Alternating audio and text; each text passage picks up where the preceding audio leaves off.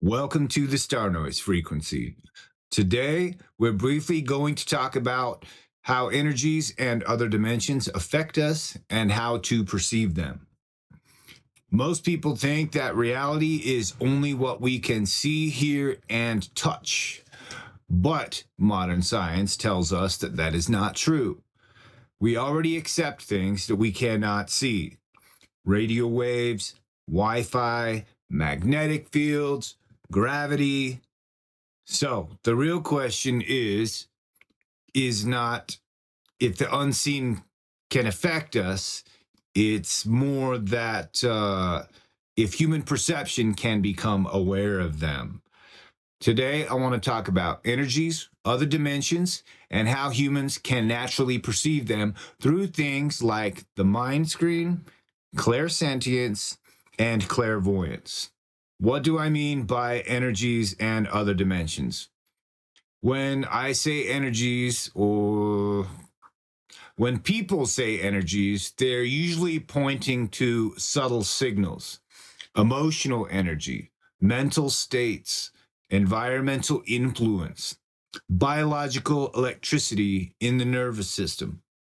Your body already runs on electrical impulses. Your brain is an electromagnetic organ. So, energy is not something that's mystical, it's something that is already a part of you. When people talk about other dimensions, they're usually not talking about floating worlds or sci-fi portals. They're talking about layers of information that exist outside normal sensory bandwidth. Just like radio stations exist, whether you're tuned into them or not. So, why do most people not tend to notice these things from a general sphere? The nervous system is trained early on to focus outward. Um, we're pushed to focus on tasks, threats, language, time pressure. We are taught to ignore subtle input. Children often notice more, but they're told that it's imagination or that they're overly sensitive or they need to get thicker skin. Over time, our perception narrows, and it's important to keep that perception open, and it can be widened again. And you can survive quite well in the world having the wider perception. It's actually important. And you can thrive better with that wider perception rather than a narrow, compressed perceptual focus. The mind screen. The mind screen is simple. It is the space where images appear when you close your eyes. Most people think imagination happens here, but imagination is only one use of the space. The mind screen is where memory, intuition, and symbolic perception show up. You already use it when you daydream, or when you're looking inward and remembering a face, or a memory, or you suddenly see a solution, or you're searching for a solution. Training awareness of the mind screen is not about forcing images onto the mind screen. It's about noticing what appears there on your mind screen when the mind is quiet, and eventually being able to discern the different layers of perception that exist within that mind screen. So let's talk about a couple words that can be useful. They are clairsentience and clairvoyance. Clairsentient, explained simply. Clairsentient essentially just means clear feeling. It's not emotion, it's information that comes through the body. Some examples of this are walking into a room and feeling tension, even though no one's speaking. You know, you could cut that tension with a knife. You feel drawn away from something and you don't know why.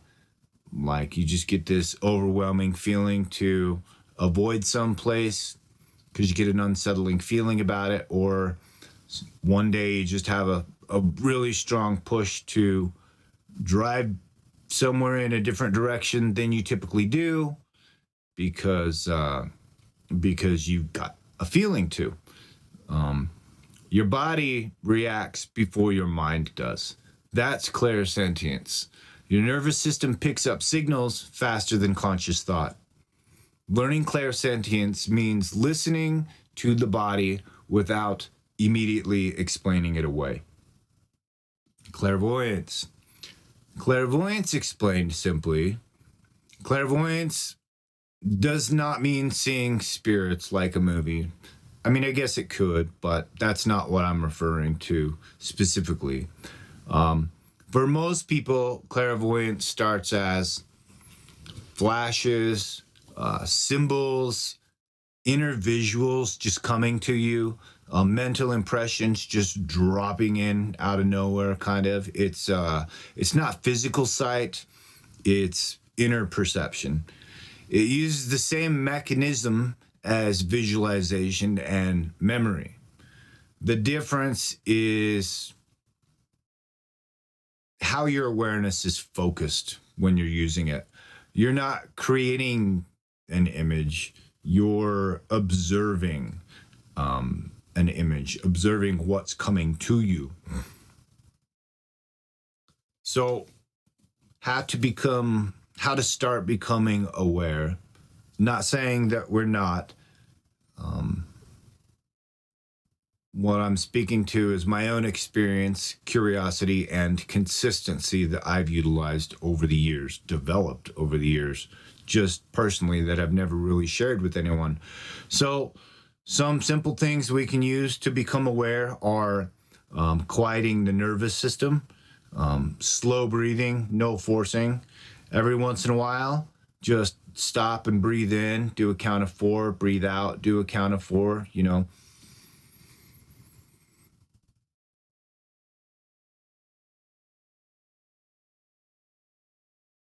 And that sort of taking breathing, which is typically an unconscious thing, and making it a conscious thing, and counting for me, seems to shift my awareness to become more aware of things that are unconsciously happening around me.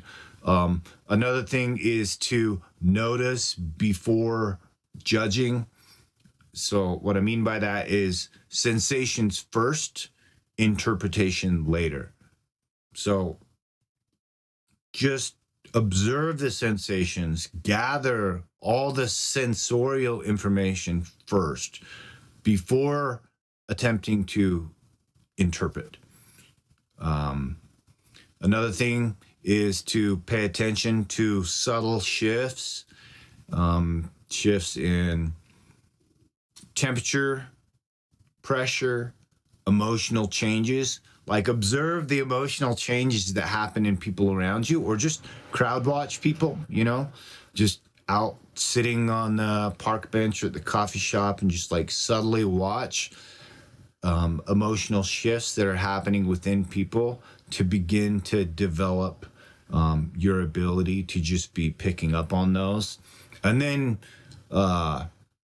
try to observe, what did you feel when you were, if you're watching somebody's face and you see some type of emotional shift, like, what did you feel? And it's useful to do it to someone that you're not interacting with, so that you can kind of practice what's happening, and connect that perception of feeling to visual cues.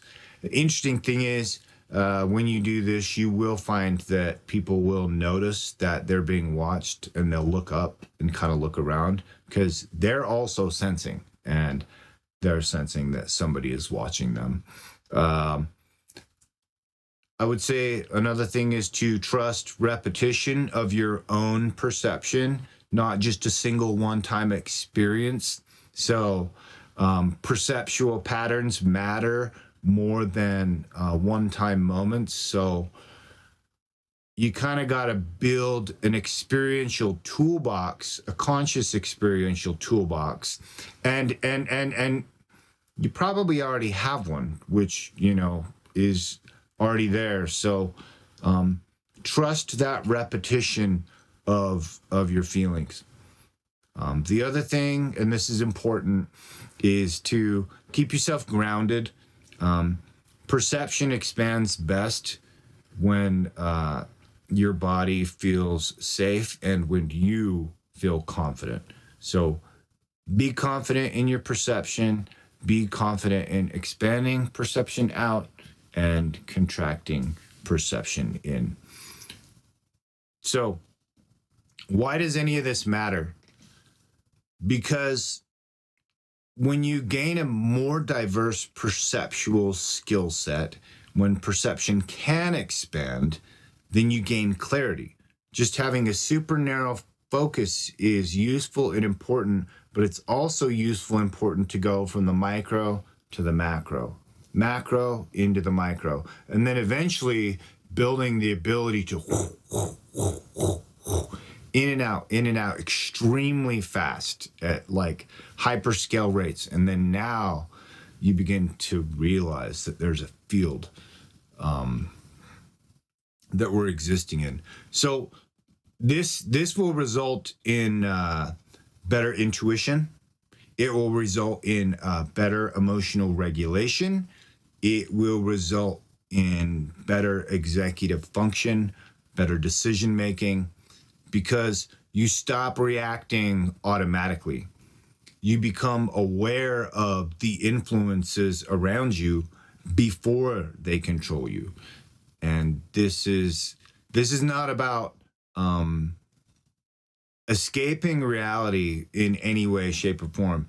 It's actually about becoming more present within reality by becoming more aware of the various layers that exist to reality. So, in closing, everyone has these abilities. They're not special gifts, they're natural human functions. And we've been taught to ignore them. And as we enter a new age, the difference is going to be attention and what we put our focus in and on. So, if this makes sense to you, sit with it. Observe your own experience, observe your own perceptual experience, and begin building on that. Let your perception develop and expand naturally. That's how we expand awareness and gather the perceptual tools that are going to be required as the world changes drastically. Thanks for being here today, and I will see you in the next one.